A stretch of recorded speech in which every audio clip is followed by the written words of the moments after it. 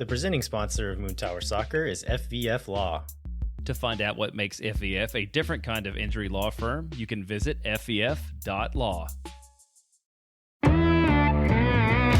Hello, friends, and thanks for listening to Moon Tower Soccer. This week, we'll cover the loss against San Jose and then the win against Houston. And then we'll also preview the Copa Tejas final in Frisco. And then I think we're also going to jump into the new salary numbers that came out this week and discuss what we think about some of those. My name's Landon Cottom, and I'm joined as always joined once again by Jeremiah Bentley. We missed you last week, buddy. Hey, everybody. I'm Jeremiah Bentley, and you guys did a great job. And I kept me entertained throughout my time in the Nashville airport waiting to fly back to Austin. But wasn't Chris I missed the conversation. Chris was well behaved. I didn't know he had it in him, so I'm not sure what to think about that. But yeah, it was a good show. You had some good content to talk about. But I'm excited to get on to what we have to talk about this week. But how was Nashville? Yeah, Nashville. So I'd never been to Nashville before, and I think it was everything that I expected it to be. Like, it's a really fun town.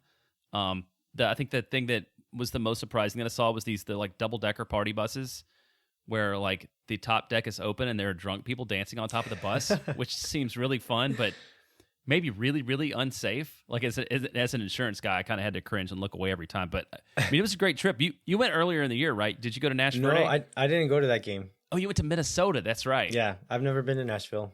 Well, it's a good town, and I think it would be great to go back. And one other thing that we saw was that Buffalo Bills were playing on Monday night in town, and the Buffalo Bills have this like really well-known traveling contingent, which they call the Bills Mafia, and there were thousands and thousands of Buffalo fans just drunk and hanging out everywhere, and they seem like they know how to party. I felt a kindred spirit in terms of being an Austin FC fan and seeing that kind of travel crew. But also, like, if you live in Buffalo, getting out and going somewhere would be pretty great too, which is the other thing I thought. So I was wondering, so do you have like a dream road trip? If we look to 2022, now that we're almost done with 21, and I think we got Frisco and Portland away. Like, is there a place that you want to go and see and experience?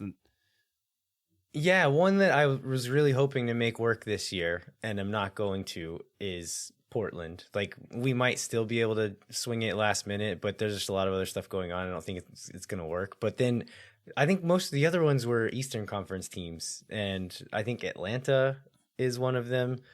I think maybe Atlanta might be my number one Eastern Conference one.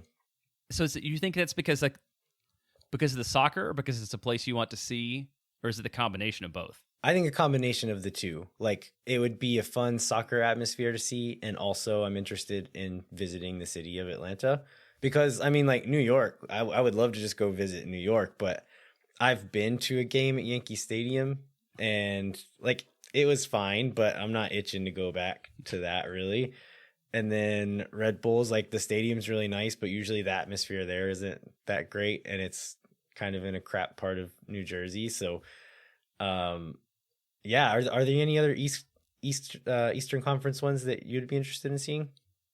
Well, I was thinking about this. So I think Philadelphia would be good, right? Because I'd enjoy that. Yeah, I've never been to Philadelphia. It's a historic city, and I guess they got a pretty decent stadium situation, even though it's not in the city.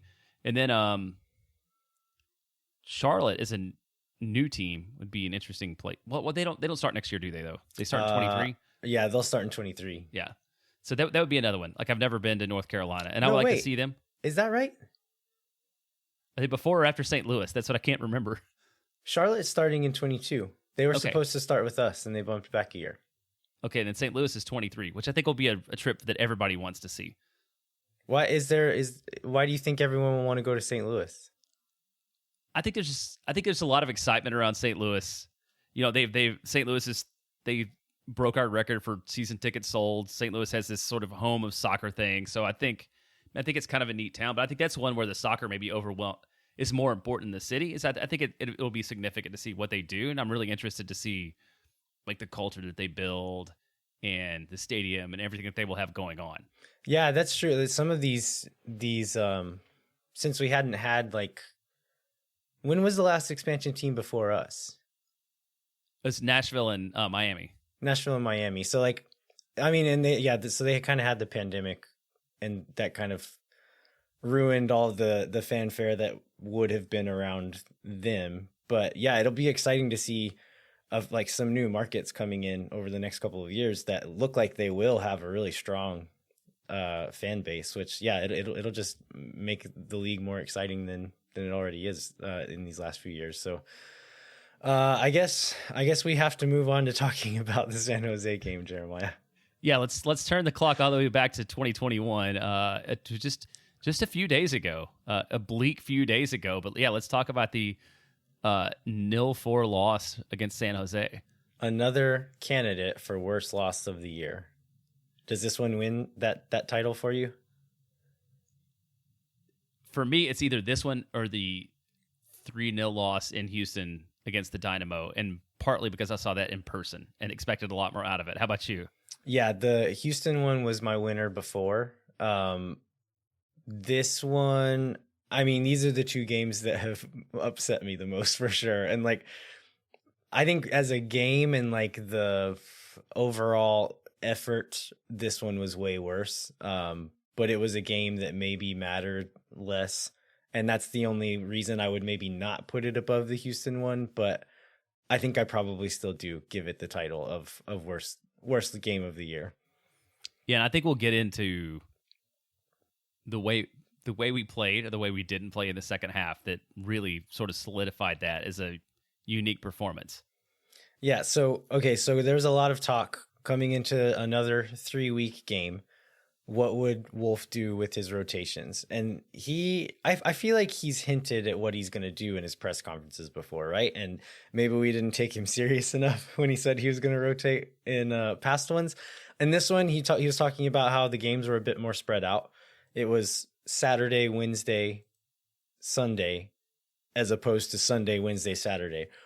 And so he said, like, yeah, we'll have to do a little bit, but not near as much as we have in the past. And he ended up playing pretty much what you could argue is our strongest lineup. One thing leading up to that, I think it was in a Chris Bill's preview for this game, and he like asked if was essentially asking that same question: how is he going to rotate, and will he rotate away so he can play his strongest lineup against Houston? Or will he play the strongest lineup here and potentially have to sit somebody against Houston? And my thinking in that moment was, I bet people are going to be angry no matter what he does. But it seemed I didn't see a ton of criticism based on rotation or substitutions in these games, though. No, either one. I think people were mostly pleasantly surprised.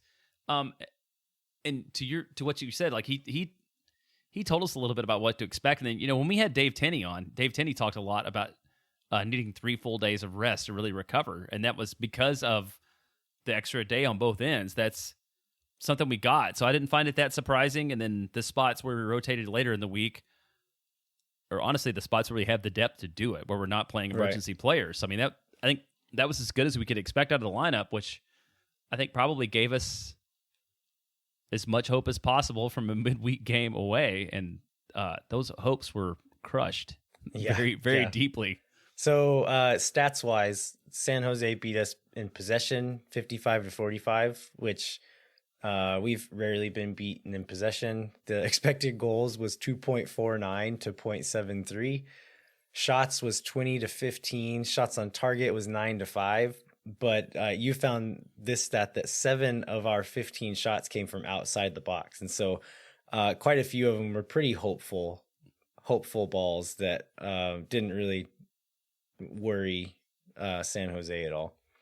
Yeah, I think some of them ended up being blocked, but we did not have many threatening chances at all on the night. And we can go through kind of quickly sort of the scoring and other opportunities that we had.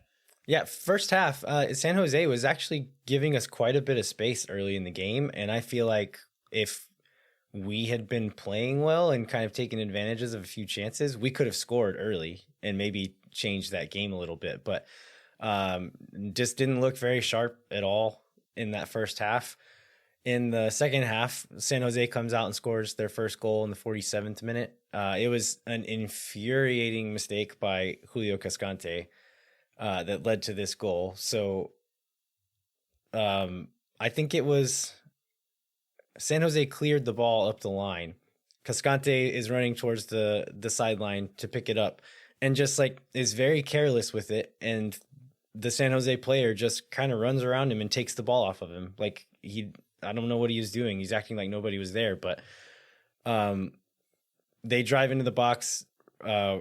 Ring recovers and slides in to block a pass to Ibobasi, but it deflects to the backside where nobody was. So it's a little bit unlucky with that deflection and falls to Chofis, and he slots it in for the goal. I also think that whenever Ring blocked that pass, that it bounced off of Kolmanic's hand. And so if they hadn't scored, they probably would have reviewed it and given them a penalty. And so the mistake by Cascante is completely unexcusable, but watching that goal back, the rest of what happened, I feel like was a little bit being unlucky. Not entirely. There's still things they could have done to fix it, but yeah, it was definitely started off by just the careless play by Cascante there. Yeah, and then we didn't have to wait very long. And this is probably, think about this game. This is probably the worst 15 minutes of soccer. I don't even know if we need to say probably. Like, this was definitely the worst 15 minutes of soccer we've seen him play all year. If you cut it down to 10 minutes, maybe you could say against Dallas, because wasn't it like 10 or 11 minutes that they scored 3 on us? Oh, right. They did. Yeah. Yeah, so second goal comes in the 53rd minute. There's a long ball to Ibobasi in transition. Driussi challenges him, but Ibobasi kind of shakes him off. And the ball, as he's being challenged, the ball bounces over his head. And so he kind of misses the ball. He runs and gets another touch onto the ball as Kolmanic challenges him. Ibobasi falls down whenever Kolmanic challenges him. And it was hard to tell. I couldn't tell if Jhohan just kind of fell or if Ibobasi pulled him down. But either way, Ibobasi's touch pushes it out into space. Kikanovic picks it up. He's one-on-one with Stuver, slots it in for 2-0. What did you think about that Kolmanic play? Do you remember it clear enough to know what I'm talking about? I remember not being offended by it. Like, I don't. Yeah, I'm okay. I'm okay with they don't call those call those fouls on plays like that for sure. I am too, and on the rewatch, I am too. And in the moment, I kind of thought the way that Kolmanic went down, it looked like Ibobasi had his arm and pulled him down with him. But watching it from a different angle, and you don't ever get a really close angle of it, but I think that he kind of made Ibobasi fall, and then Ibobasi kind of tripped him as he was going. So I think it was fair, and just the way his arm kind of went down to catch himself, it looked like Ibobasi pulled him, but I don't think he did. I think that, Driussi and then Kolmanic probably should have both done a little bit better to challenge, or at least stay on their feet so they could keep running and challenge that last shot. Third one comes in the 59th minute. Chris Wondolowski subs on in the second half. Nick Lima blocks a cross into Ibobasi. The ball falls to Chris Wondolowski and he just buries it because that's what Chris Wondolowski does. And Alex Ring and Rodney Redes were on opposing sides of Chris Wondolowski, not super close, but neither of them were like sprinting in the moments before, and they both saw him there. And for some reason, neither of them seemed very worried about marking up on the all-time leading goal scorer in MLS. And he shows why he is that person, because if he gets that chance, he's going to finish it every time. Yeah, and this is his game now. I mean, this is what he's yeah.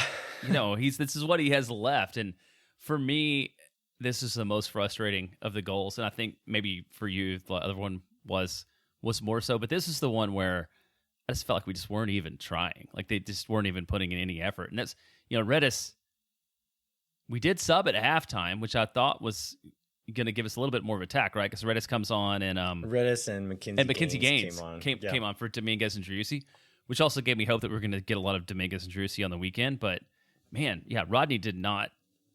He still looks like a guy kind of running around lost out there, and this was just another example of that. Yeah. Last one came in the 85th minute. Carlos Fierro scored a goal. It was from a corner. watching back, if you watch the defensive line in front of Stuver there, don't move at all. Don't move their feet until the ball is like almost arrived. And then a couple of people half-heartedly challenge for the ball as Fierro goes up, but he wins it easily, puts it past Stuver. I felt really bad for Brad Stuver in this game because he was trying, and they weren't really doing much to stop those shots from being peppered in a lot of the time. So I imagine it was frustrating to be the keeper for Austin FC that day. Yeah, he had a long night in many ways. And so, yeah, luckily it kind of came to an end. I think you said you finally, it's the first time that you weren't even super into it by the end of the match. I kind of stopped paying attention. I don't remember what minute it was, but it was before the last goal. But after 3-0, I was just like, why am I watching this? Like, in every other loss during the whole season, I've always thought like, okay, there's something to be learned from this, or at the very least, like, I need to talk about this on the podcast, so I need to pay attention right now. And in this one, I'm like, there's nothing to talk about here. They're not trying. They're not working hard. They're playing like crap. Like, so why should I pay attention to this? Like, we don't need to cover like players not trying hard in detail on the podcast. So yeah, probably the last 15 minutes or so, I was playing a game on my phone and just kind of watching it in the background. Kind of had it on. Yeah. I was waiting for the post-game press conference, which I don't always call in on, but I did want to call in on in here. And it turned out to be a very exciting one to listen to live. One, but huh? yeah. So before, you have this bit here where we talk about player notes, and we kind of just agreed that everybody kind of stunk, and there's really no need to specifically break down into great detail many of the performances. But do you want to talk about Driussi a little bit?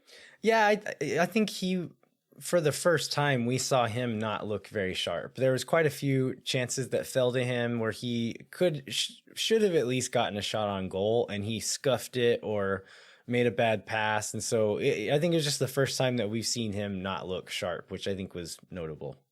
You know, we did the wolf in, wolf out thing a couple weeks ago, and I'd been like, unless the wheels just completely come off of this, we have this disastrous finish where everybody quits, like Josh Wolf is in good shape. And after the San Jose game, that was the moment where I was like, or maybe this will happen, maybe things are just going to go all into the toilet, and, we're not going to win a game all year. And this really will lead to Josh getting fired after the end of the first season. And that thought had not really seriously entered my head before the San Jose match. Yeah, exactly the same for me. There were a few press releases that come out, and like most of the time those press releases are on a pretty fixed schedule. Like, we know, like, the day of a game, the day before a game, we'll get certain things coming through. And there's a few kind of random ones came through this week, and I would just see it pop into my inbox, like a press release from Austin FC, and I'd be like, for a half a second, I was like, oh my God, did they fire Wolf? It ended up being like they gave Brad Stuver an award, and then something else happened. But like, I had never had that thought before all season that a press release was going to be Josh Wolf getting fired, and I kind of thought it might be the next day. Yeah. So let's talk about the post-game press conference. So I think Chris Bills was the first. Well, this is good. Like, we get we've got Coach Wolf for 15 minutes, and I think it ended up being 8 with the way it went. So Bills asked kind of it's a Chris Bills question. I don't remember exactly what it was. It was something about the performance that night. And then, Eric Goodman, who seems like one of the sweetest people that I've ever met, that we've interviewed before, asked Josh Wolf if the team had quit. And Josh kind of stumbled and then told him it was a bullshit question. How did you feel about that response? Or how'd you feel about the question? I guess, do you think that's a bullshit question? So I didn't watch it live. I was still too upset to tune in afterwards. I was like, I'll catch it tomorrow. And so I read it all first, and I was like, okay, I'm interested to hear what this question was. But like, we've been in enough press calls with Eric, and we had him on the show. Like, we're not like great friends with him or anything, but we've been around him and know enough kind of to know what his style is. And Eric does ask like pretty pointed questions sometimes, but I think they're always fair questions. And so I was curious to see like how he said it, what the wording of it was. And I didn't think it was an unfair question at all. I think he could have worded it in a way that would have been an unfair question if he'd have said like, well, Josh, it's absolutely clear that your team quit. Like, he didn't say it that way. He asked, like, did the team quit? And after that performance, like, I think that's an absolutely fair question. And I think Josh Wolf was probably just feeling very defensive about things and absolutely overreacted to it.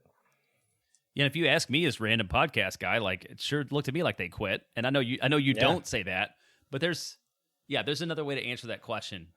Yeah, he can deflect and protect his players without having to like snap back at a reporter doing his job, essentially. And then he kind of followed up on it. I guess Josh still seems defensive about it, right? Because there was was it the Phil West interview? Somebody interviewed him later this week. And it was he Phil. Sort of doubled down on it.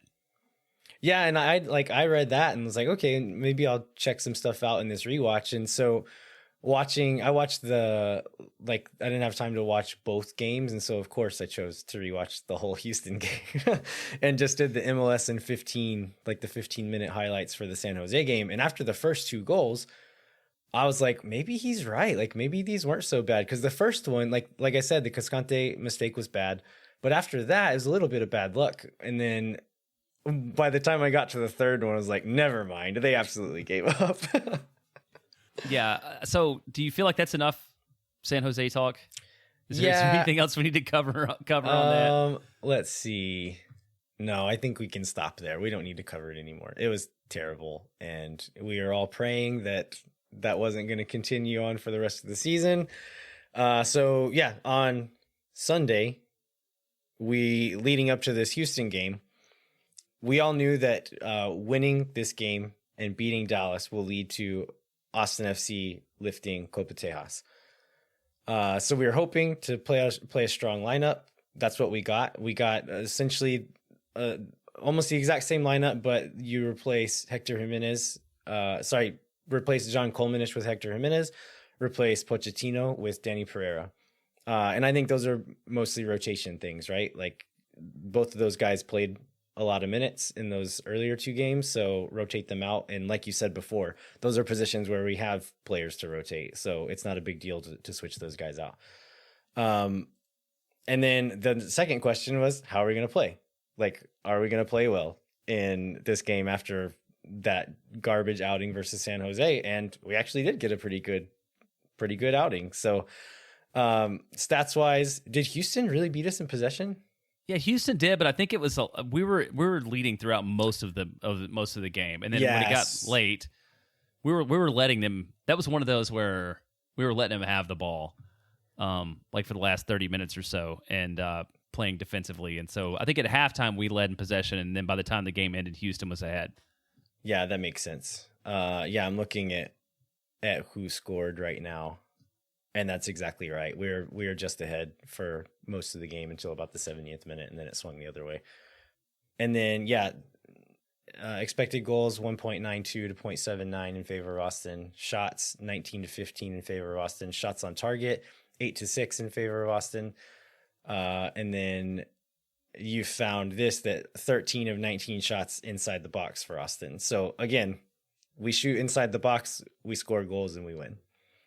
Yeah, this is the first game I think where two of the 3 goals are going to end up being own goals as we walk through this, which I don't know how that affects those stats, because like, I don't know if that's like we had 8 shots on target, but half our goals were not off of that. Ashley had a suggestion for the title of this show, and it was like kind of like a BuzzFeed article type thing. It was Austin FC scored 2 goals, but it's not the 2 you think. I love it. So starting with the first one that you wouldn't expect is 7th minute. Cecilio Dominguez. I think Houston kind of mishits a clearance, and Cecilio picks it up, drives into the box, and kind of taps the ball behind him, is going to cut back and cut in on his right foot. And as he does that, Zarek Valentin takes his leg out and goes down, clear penalty. In that moment, it was so early, there were still people finding their way to their seats. And our seats are right beside the stairwell. And this guy steps out holding a big beer and a big thing of nachos. And he just looks at me and says, "What happened?" I said, penalty, they fouled Cecilio. And he said, did they actually foul him? That's what my son asked too, and that was legit. Even like on the I was like expecting to see him make like a meal out of it, but like on the replay, it's like no, it was absolutely a foul. Yeah, yeah. And I was like, the only question for me in the moment was it inside the box or not? And on the replay again, it was a full yard and a half inside the box too. So, yeah, clear penalty in 7th minute. Cecilio ends up taking it, which I don't know if I like that decision, but looking back now, Wolf said in the post-game press conference that they have like a hierarchy of guys set, and if the first guy isn't good to take it, then they'll pass it on, which making me think that like do you think maybe Driussi was supposed to take it and he gave it to Cecilio? You think maybe so? I mean, that's a possibility. I just feel like it's a weird thing for Wolf to bring up if that's not the case. If that's not true. Okay. Yeah, I can believe that. I'll go with that one. Who knows? I would much rather have Driussi taking those, but anyway, Cecilio takes it, plays it on the ground to the left, hits one post, goes all the way across, hits the other post. And in the moment, I thought it just had a weird spin on it and bounced in, but on the replay, it was very clear to see that it bounced off Marko Maric, the goalkeeper, and goes in for the first goal. Cecilio didn't care, celebrates like it was his own anyway. Yeah. 1-0 Austin. So does that count as a PK miss and an own goal? I think it has to, because like I think if it's not a goal for Cecilio, then he missed the PK, right? Fair. Like, yeah. I think statistically it has to go down as a miss. And then the other thing is, what do you think about his haircut? Oh, upon review, I like it better than I thought I would, but I just know what it could be. And we still never got like the hair and flowing in its full glory like he would wear it in Paraguay sometimes, and so I'm a little disappointed that we never got to see that, but I think it looks okay. Yeah, I like it better than what he's had generally been sporting this year. I feel like it's sort of it's a little bit of a poor man's Julio Cascante cut though, in a way, don't you think? Yeah, and I feel shaved like on the sides and long on the top, kind of in that same way. I feel like if he would have gone like leaned more Julio, it would look better on him, but it's his hair. He can do what he wants with it. He can, okay. And it worked out for him today or yesterday. Second goal was from Sebastian Driussi. So Cecilio gets the ball in transition, finds Ring at the top of the box. Ring is trying to like turn and almost loses the ball. One of the Houston players gets a foot to it, but he recovers, kind of does a little spin move at the top of the box, finds Driussi about the center of the top of the box, and he finishes it to the left post. Did this shot look like he hit it kind of soft to you? No, it did not to me. I've watched it twice. It looked like a good shot. What I was surprised by, I thought we were going to run out of time because there were supposed to be 3 minutes of added time, and this was it.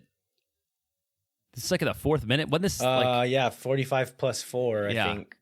Yeah, so I thought we were going to run out of time, and thank God we didn't with what happened in the second half. But no, I thought it was intentionally hit that way. Do you think he kind of accidentally played his way into that? No, I didn't think it was accidental. I just was surprised nobody stopped it, but because he didn't drill it and it he didn't hit side net or anything. It just kind of put it to the left side of the goal and went past the keeper. But on the replay, one thing that I think might have helped him was he receives the ball with his kind of square to the sideline, perpendicular to the goal. So his hips are faced up like he's going to try to hit it far post, to the right.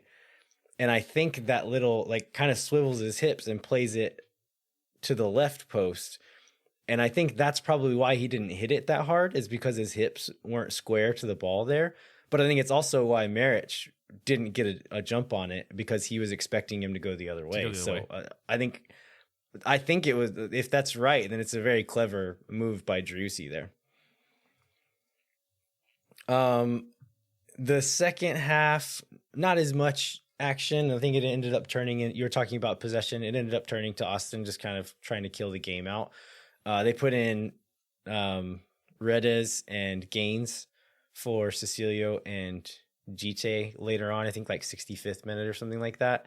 And it was kind of just get out there and run a lot and make it annoying for Houston to have the ball. And that's what they did and killed out most of the game until 90 minutes and 2 minutes, the second minute of stoppage time at the end of the game, Julio Cascante scores an own goal. And looking back at this one again, I was like, it was so close to the goal. I couldn't fault him too much, but they played a ball in. Lima is running across the goal and clears it.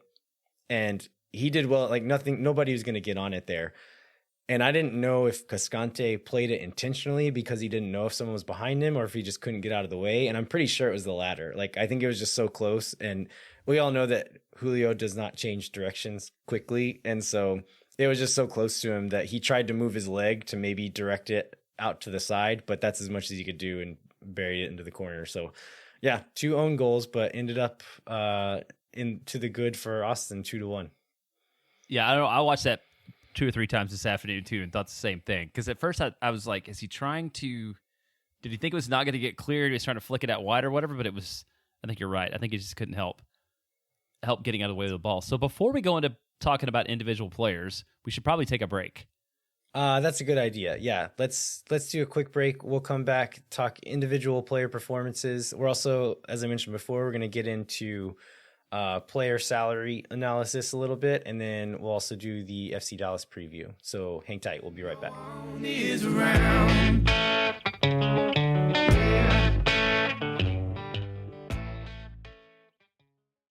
Moon Tower Soccer is brought to you by our friends at FVF Law, the official injury lawyers of Austin FC. FVF is a different kind of personal injury law firm dedicated to community, transparency, and client education. You can go to fvf.law to find out what makes FVF a different kind of injury law firm and why understanding your legal options can dramatically change the outcome of a case. Once again, that's fvf.law.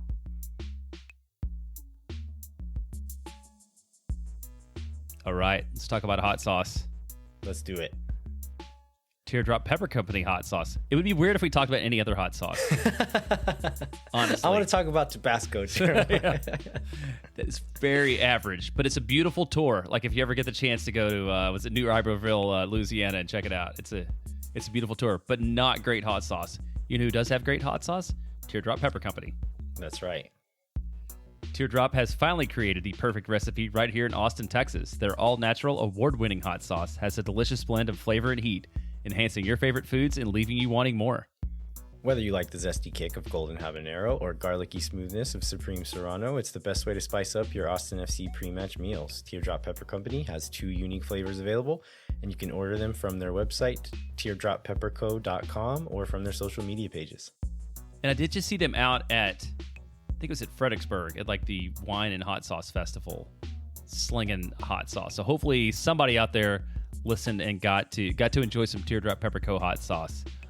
To order off the site, use offer code GOAL, GOAL, to save 10% off your order. Feel free to put it on everything because they'll make more.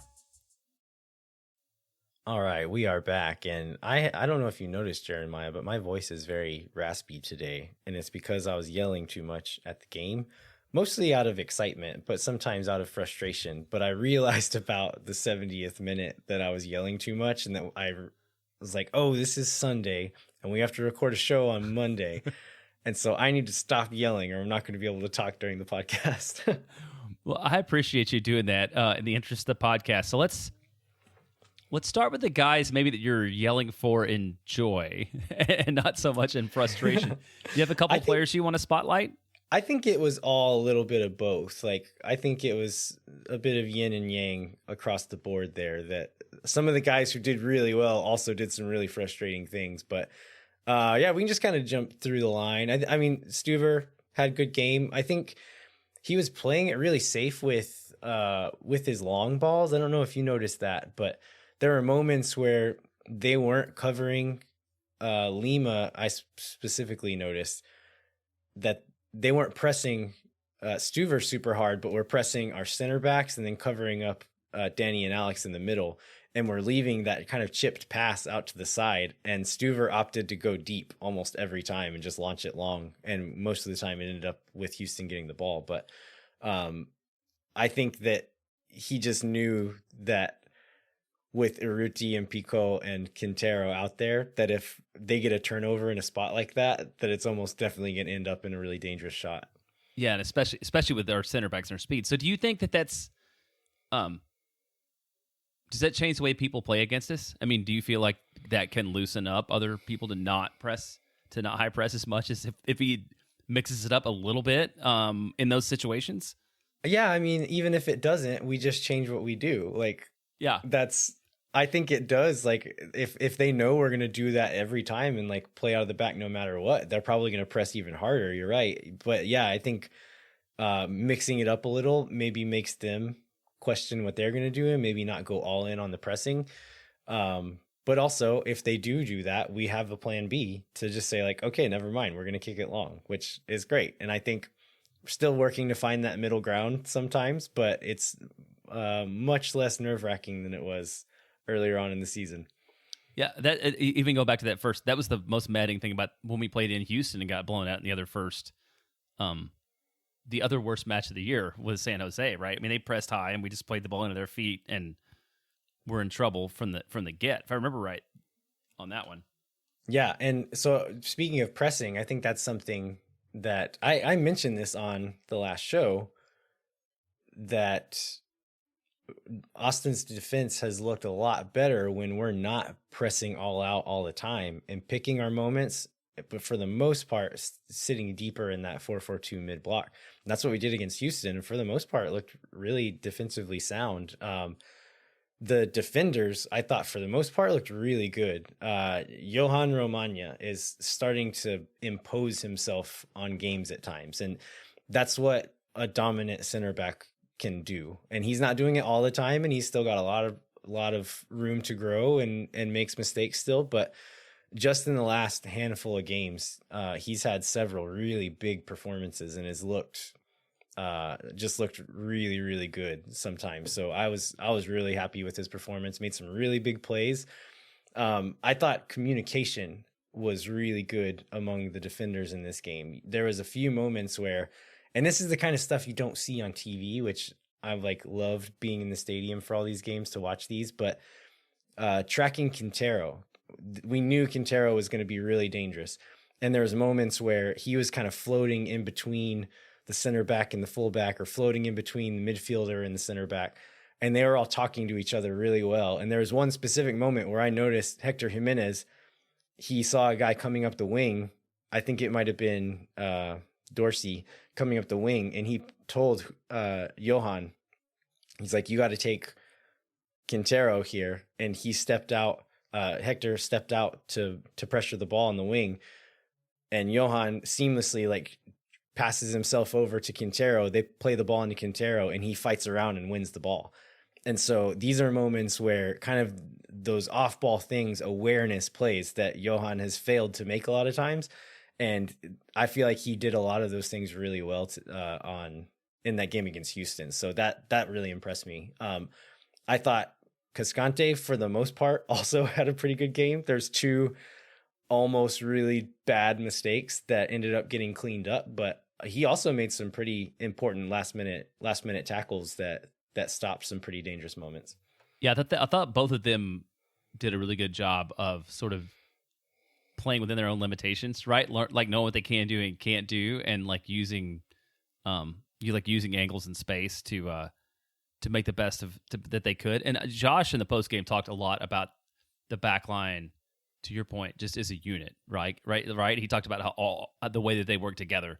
And they looked like a unit, yeah, which they don't always. Yeah, and he talked about Lima being a monster, and he talked about the same about Jimenez, and just the way that they all work together was something that we have not seen a ton of.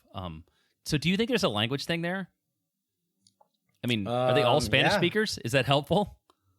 I don't know if Lima actually speaks Spanish, but he was on Julio's side, which Julio speaks English. But yeah, having Hector on Jhohan's side might actually help some. I didn't think about that, but that's a good point.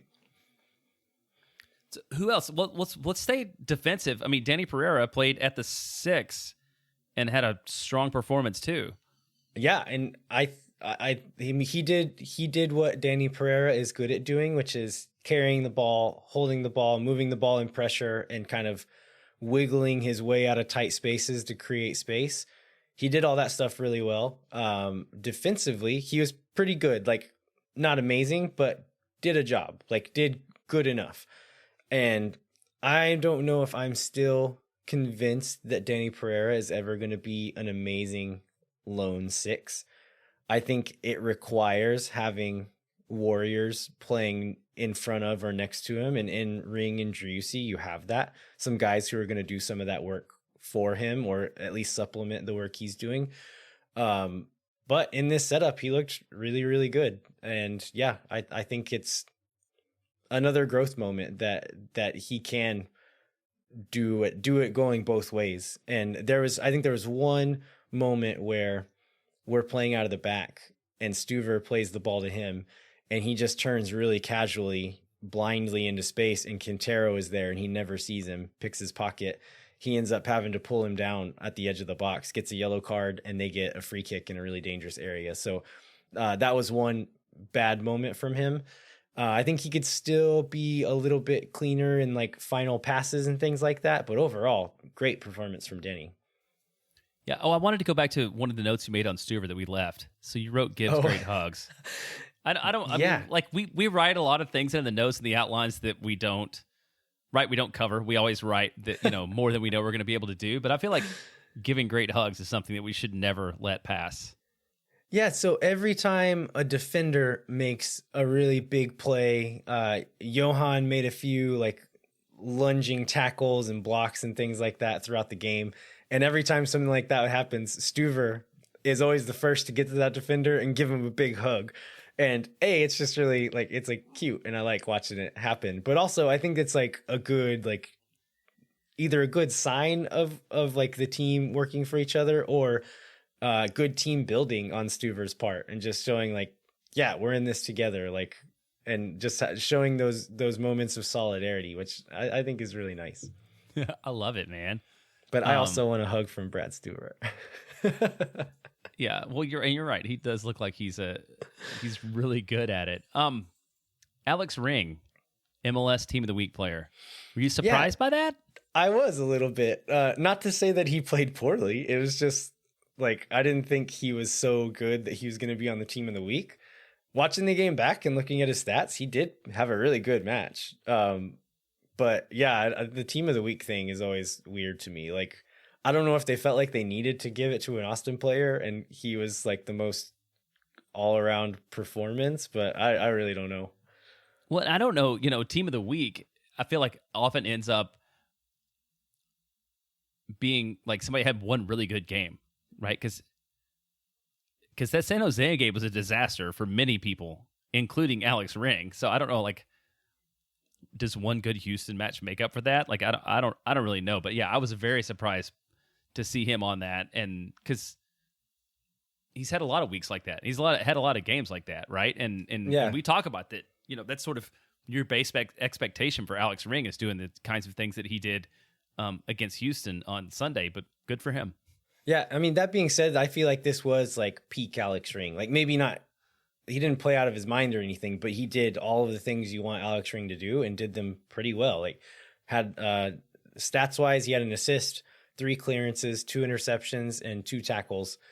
And so was doing defensive work, was in good spaces defensively, and also had some really good creative moments moving forward, with him combining with Driussi and with Cecilio and little moments like that. So overall, I think it was a really good performance. Also almost scored a goal in the 53rd minute with a cross to the backside, and he kind of did like a little cushioned header towards the back post, and Maric did really well to dive and save it.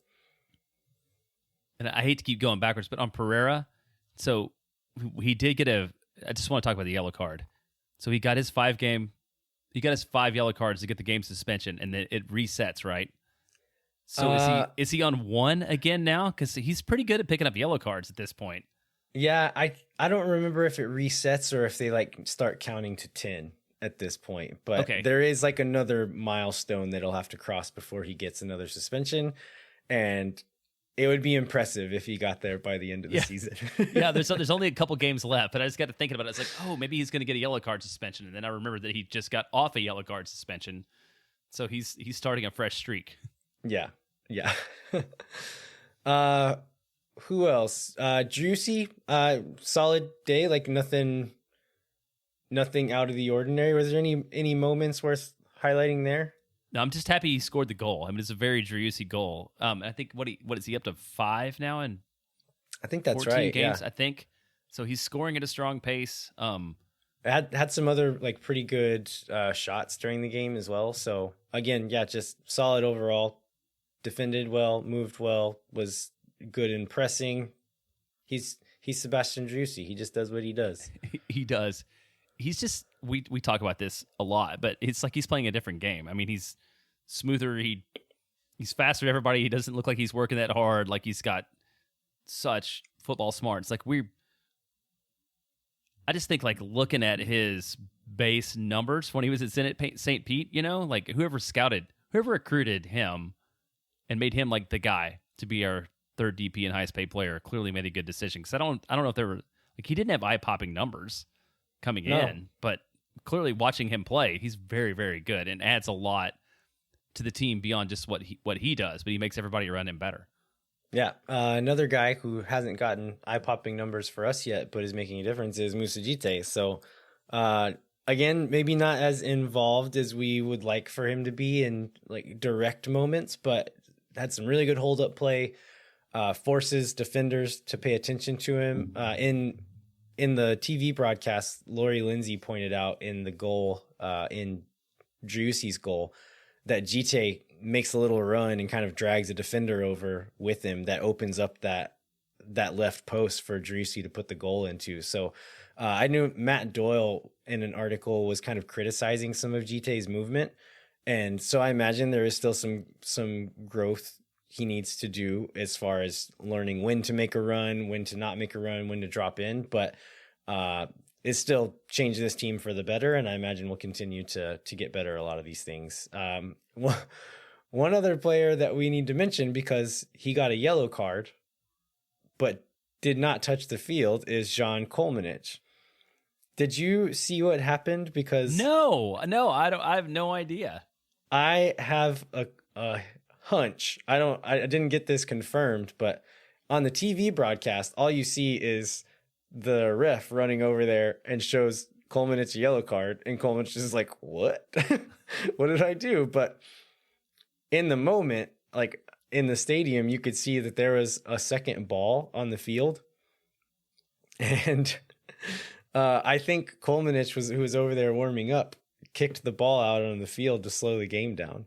Oh no! Oh, I love it. Like intentionally kicked it out there, and so there were 2 balls on the field. They had to wait for it, and I guess one of the officials saw it and they gave him a yellow for it. But I didn't know Slovenia was in CONCACAF. That he's been living in Texas already, and he's learning the tricks of the trade.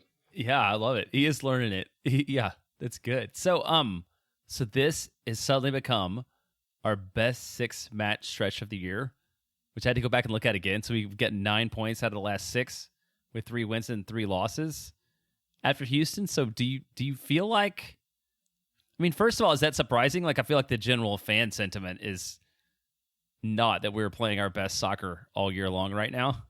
I mean, yeah, and it's like consecutive games, we are not playing our best soccer right all year. But in that stretch, yeah, you told me that yesterday after the game, and I was like, whoa, that's crazy. But yeah, it's kind of weird. But if you think back, there have been some of our highest moments have been in this 6-game stretch. Also some of the lowest ones, but right. I think we can take the high ones and try to build off of those. Cause yeah, the RSL game is another one that I look back to that was in this stretch that was just a really solid overall performance. And a lot of the players that we need to play well, to do well, did. Yeah, and that Galaxy was the other win, right? The Galaxy match was one of the most solid games we played all year long, and that was part of this too. So do you think this is just, I mean, is it luck? Is it the fact that I mean, I'm kind of seeding the answer here, but, you know, it's like having Driussi and Gite in and finally, and Mackenzie Gaines too, like truthfully, like having some options in terms of like skill, or is it something else that have led us to sort of not being bad over the last month? I think the vast majority of it is Driussi and Gite.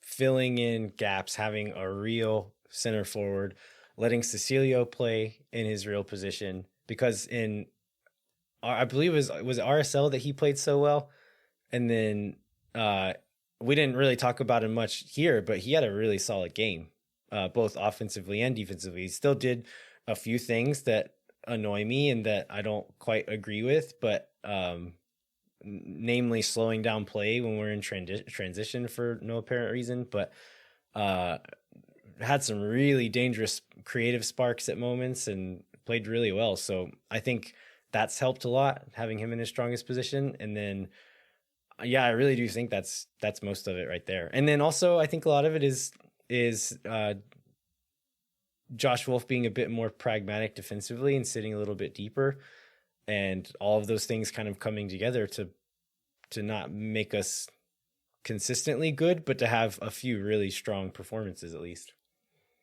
So let's talk about how we can make this a really strong finish of the season and preview the FC Dallas match a little bit here. So for those of you who don't know, the first three teams eliminated from the playoffs were the three teams from Texas, which currently sit 11th, 12th, and 13th in the table. But because there's still this trophy on the line, if we beat Dallas on Saturday, we will win Copa Tejas, which is kind of the only thing that both sets of fans have left. So how do you feel about this trophy? Are you interested in it? Yeah, now that we can win it, it's huge. It's very important. It's the biggest trophy in all of world soccer. Of course. But seriously, like none of the Texas teams can make the playoffs. This is the only thing that fans are really going to have. It's like we're fighting for Copa Tejas and not being last place in the West, and those two things are directly tied together. linked. Yeah, you have to do one to do the other, pretty much at this point. So, yeah, that's huge. And then talking about the table, I believe with the win on Saturday, we will be ahead of both Houston and Dallas. Houston will play the next day, but they're a game ahead of us as far as match weeks go. And so we'll all be square on games at 32 after we play the Dallas game on Saturday. And so if we win it, we'll be ahead of them with an even amount of games as all three teams. So it's big for several reasons, but I do think the Copa Tejas thing matters because of Austin being the kind of the new kids in town. I think it's a bit of a statement if we win it. Yeah, I do agree with that. And I guess so. There's just a lot of folks that were on the fence. I mean, there's going to be a good group that travels up, but I would say a lot of us, because I will throw myself in this, we're like kind of on the fence on seeing, how the Houston game turned out before making the commitment to go up to Frisco. But you can still, we'll put this in the show notes. But you can still get tickets to go up there and check that out on Saturday. And I believe at this moment we're planning on doing that. And let's talk about Dallas's form so we can talk about what to expect. So you look this up. They're not playing well. Yeah, so their last win was actually against Austin. I think it was 10 games ago. So since then, they've had 5 losses and 4 draws. They also are playing midweek against RSL, so they're going to be on a shorter week than us. Ricardo Pepi was out for a few games with a foot injury. He seems to be fit now, so we'll likely see him. Franco Jara has actually scored a few goals in the last few games, but I imagine if both options are fit, they're going to play Pepi if they can. So I think as far as us winning this, we'll just need to play a disciplined game. I think that's what we lacked in the last game against them. That's what we lacked in the last game against Houston. So I think if we fight, which I think the players, they'll be rested. I think they'll be up for this. I think they and Wolf understand that it matters to the fans at this point. And so I think the energy should be there. And if they're able to maintain discipline and play their game, I think we should beat FC Dallas. So in the post-game press conferences, I feel like Danny Pereira definitely spoke on behalf of the players caring about it. But do you think Josh Wolf cares about Copa Tejas? Because I did not get that idea from what I saw. He, at the very least, understands that he's supposed to care about it. That's what I got. Yeah, because he's like, I mean, every game's important, and then he kind of like caught himself and went on to talking about Copa Tejas. I think whenever he's doing that, the way I'm reading it is that he doesn't want to get caught saying another game is not important. Does that make sense? Like to say like the Kansas City game isn't important, or like, I don't know. Like, I think that's what he's going for, but it's still, he should maybe lean a bit the other way and say like, yes, this game is absolutely important.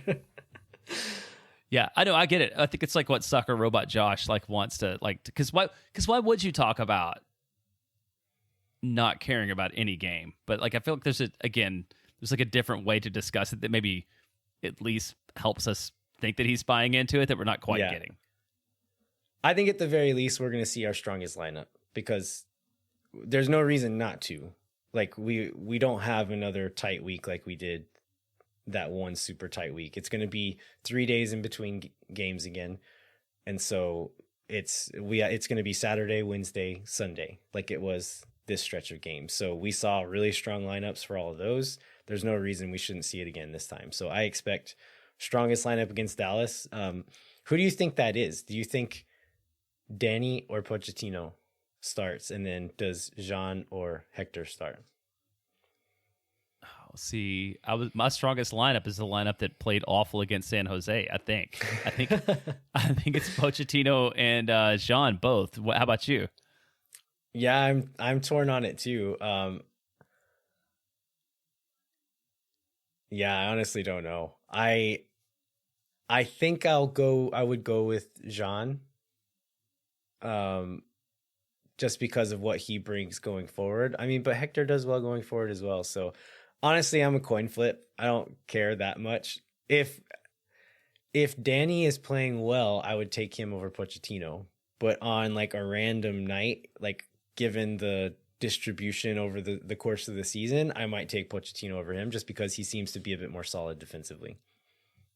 All right, well, let's talk about some other Austin FC news fairly quickly. We got new salary numbers out. I think money-wise, we're up to 15th in spending. I don't remember where we were before.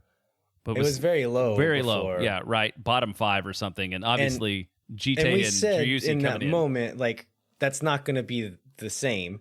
And there's been some people, I won't name names here, but there's been some people who maybe want Austin FC to look a little worse than they are, bringing that up a lot more often, saying like, oh, they're last in spending. It's like, they're not anymore. They're not last in spending.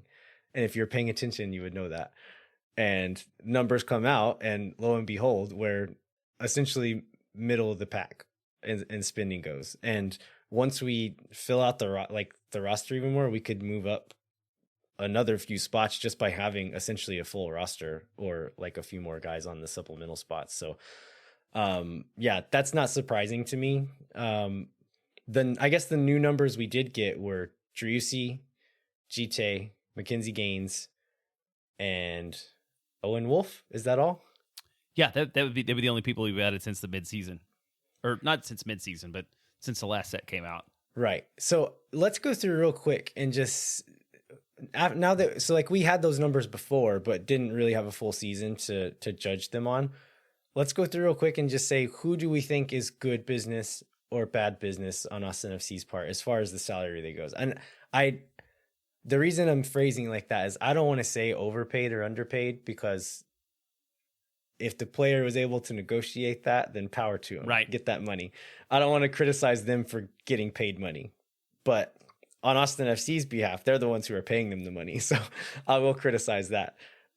So let's look at the DPs. So Driussi, Cecilio, Pochettino.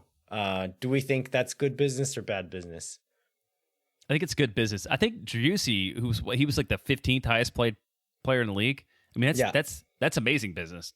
If you look at the guys above him and their production, if you look at what his production is, I mean, with the exception of like guys like Carlos Vela, but like he's producing in line with like top 5, top 6 guys in salary. Yeah, I was counting. I went through the top 15 and was trying to count how many that I would take a straight swap for Driussi, and I think I counted like 4 or 5 of them. And the rest of them would be like, no thanks, we'll keep him. Yeah. What about Cecilio? I think he's on 1.6 million, 1.7 million, something like that. I feel like he's exactly performed in line with that. Like, I think he's above that sometimes and below that sometimes, and I think he's sort of exactly in line with what he's earning. Yeah, I think it's hard to judge him, right? Because he was playing out of position all year. In the last handful of games with a real number 10 next to him and playing in his most comfortable position, he's been pretty good for the most part. So I think he could end up, I think a lot of people right now would say that he's overpaid for what we've seen from him this year, but I wouldn't be surprised if by the end of next season we're saying like, actually, that's decent business right there. So we'll see. Pochettino, I feel like gets a lot of criticism for being quote unquote overpaid, but I think it's mostly because of the DP tag, right? Because he's not on that much money. It's like just over $600,000, right? Or maybe close to $7. Right. So yeah, he's like less than Danny Houston. I think less than Beasler. So yeah, it's he's just like the designation, 5th or 6th highest paid player on the team, and so yeah, I think the designation draws the critique, but as far as like number to performance, it's not that out of line. I think he could be better, sure, but as far we're not paying him $4 million to be that good. It's 600 something thousand. Right. All right, TAM guys, Houston, that's an easy one, right? Like 700 and something $1,000 for 5 below average games and then an injury, so that's not great business. Alex Ring is on, depending on performance bonuses, like probably just over $1 million, up to as much as like $1.25 million. What do you think about that one? I think he's earned it. I can't imagine this team without him. Because he plays that's the reason why he's a captain, right? He plays such an integral role. And he's an important part of like both the offense and the defense. And I don't know. I mean, this team is not great, but I don't know what they would be like without him doing what he does. Yeah, I absolutely agree. If not our best player for most of the season, our most important player for sure. And then Beasler's there. Beasler's hard to read, especially with the concussion, like, which is the thing that you can't predict, and who knows what his future will be. I think he's probably better than I expected. When we signed him, we got more out of him than I thought we would. Yeah. We'll talk about some of the younger guys in a second. With the younger guys, you're paying for potential, or like you're paying to keep them on your team for when they reach their potential, because if you're not paying them enough or whatever, they might want to go somewhere else. For a guy like Beasler, you're essentially, part of what you're paying for is what he used to be. And just like a big name, a big marketing tool, essentially, that's what you're paying part of Beasler's salary for. So I don't think it's egregious, but if he can barely walk next year and we're still paying him that, I don't know if I'd be as happy about it.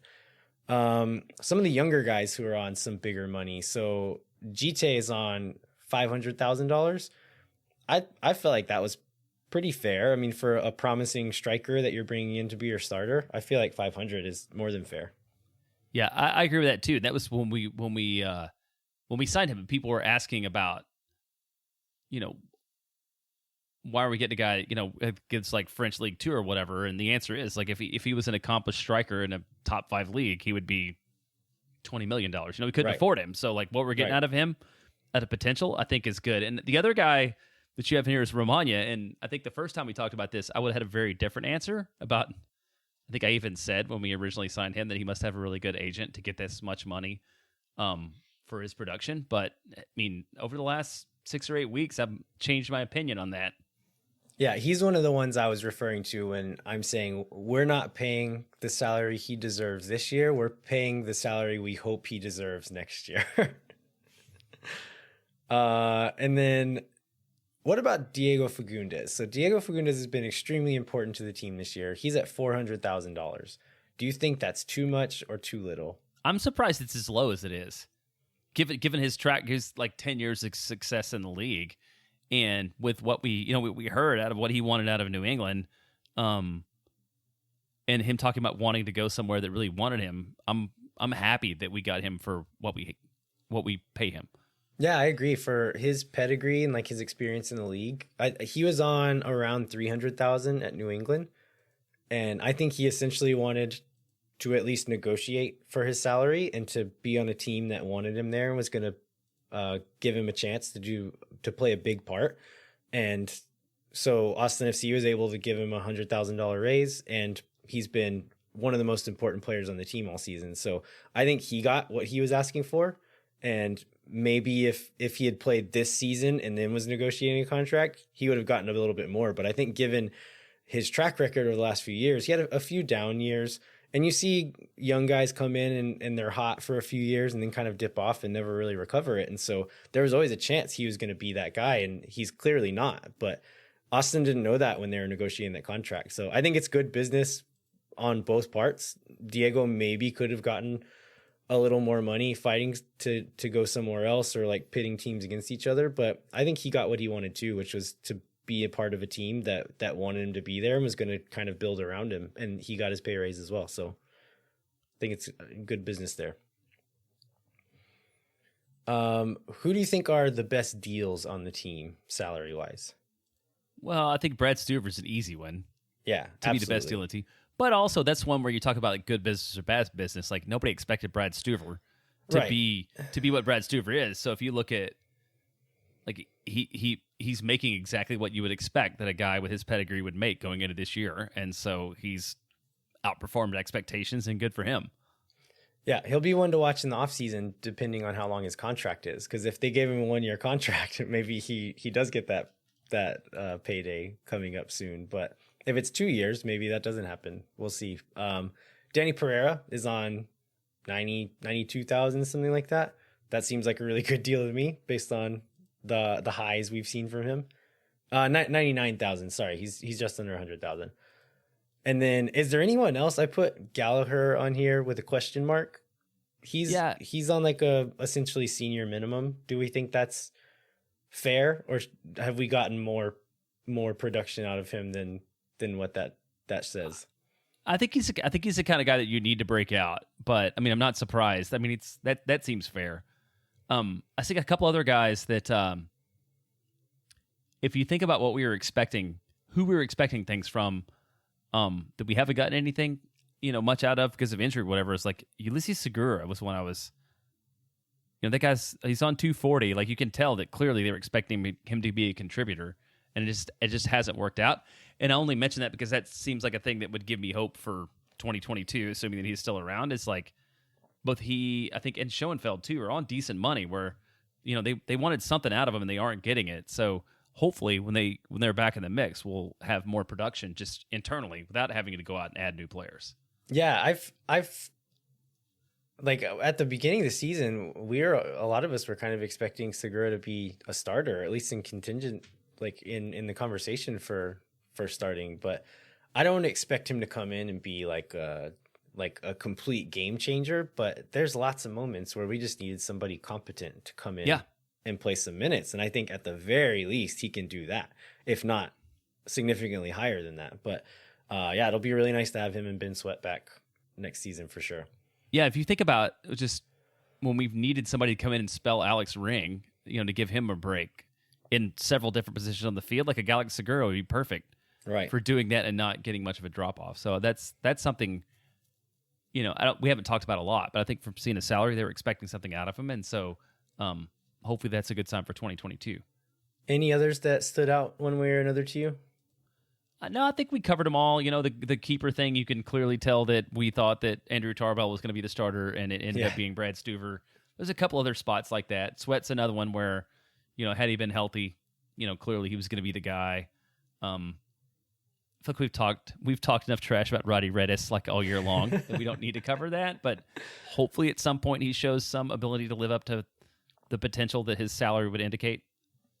I think another important thing to bring up when we're talking about salaries that we haven't mentioned in a long time on the show is Rodney Redez, Musa Jite, and Jhohan Kolmanic are our U22 initiative players.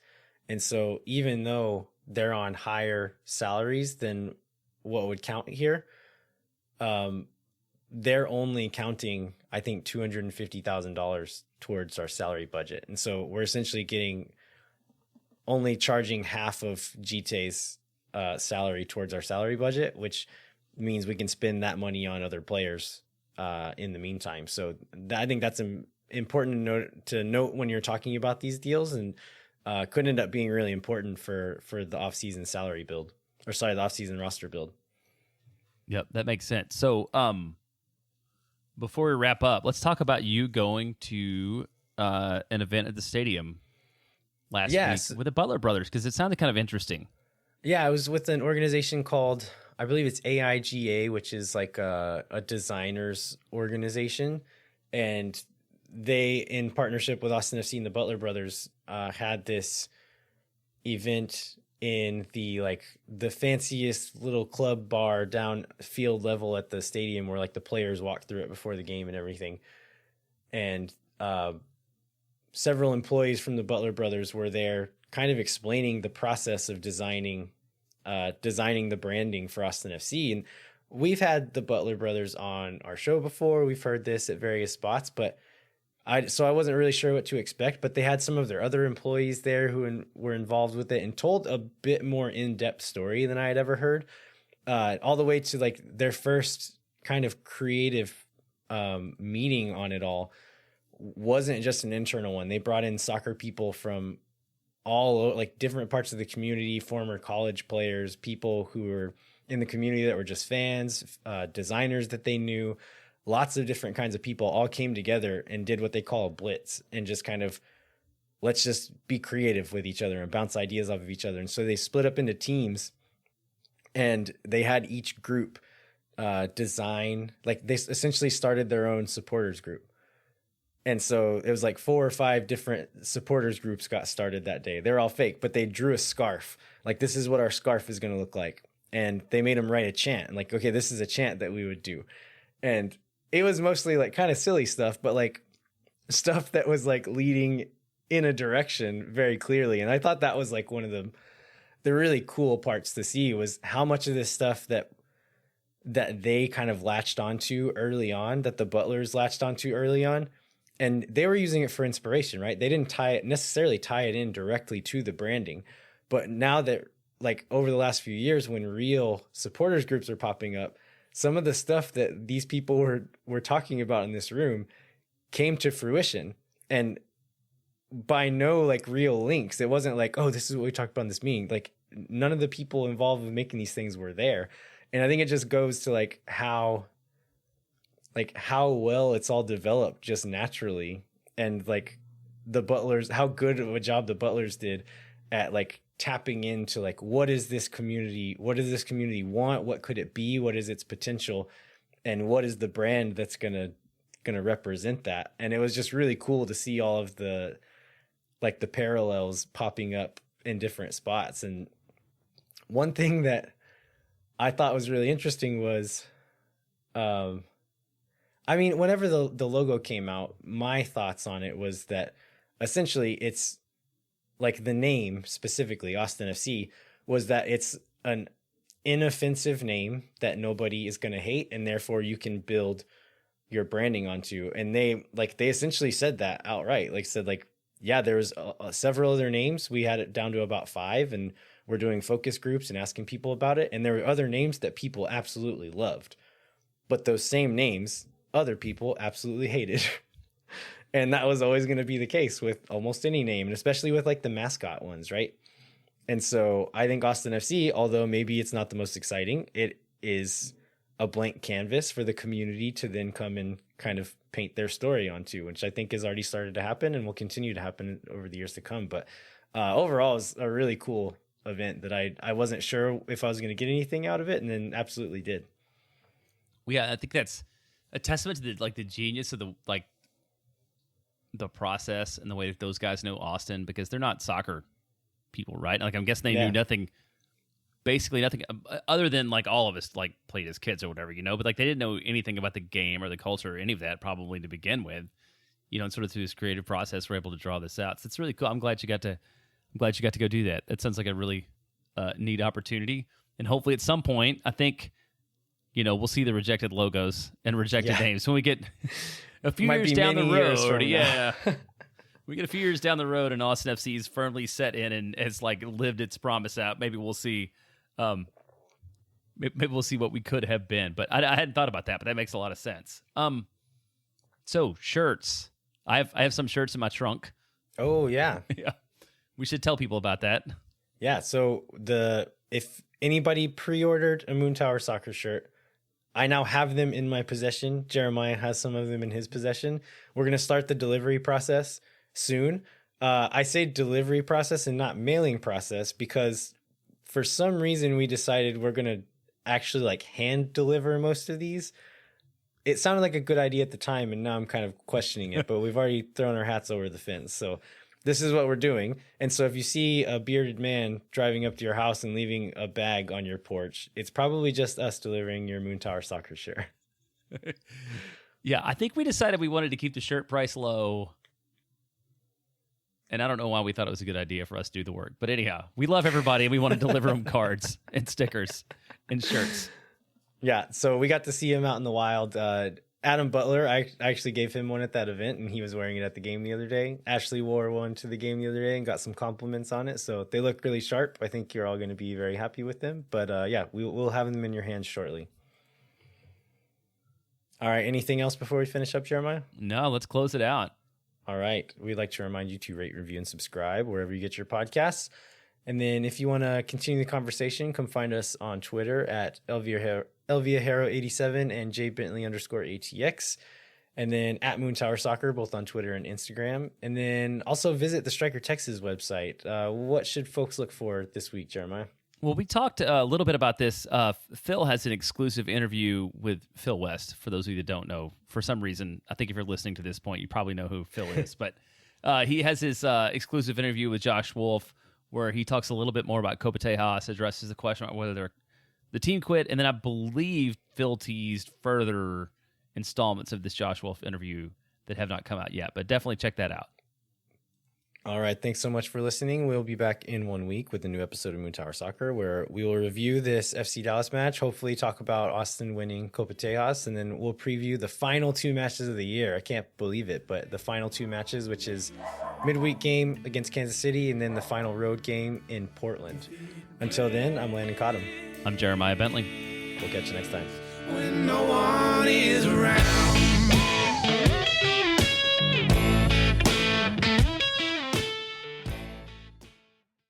Muchas gracias. Bye bye.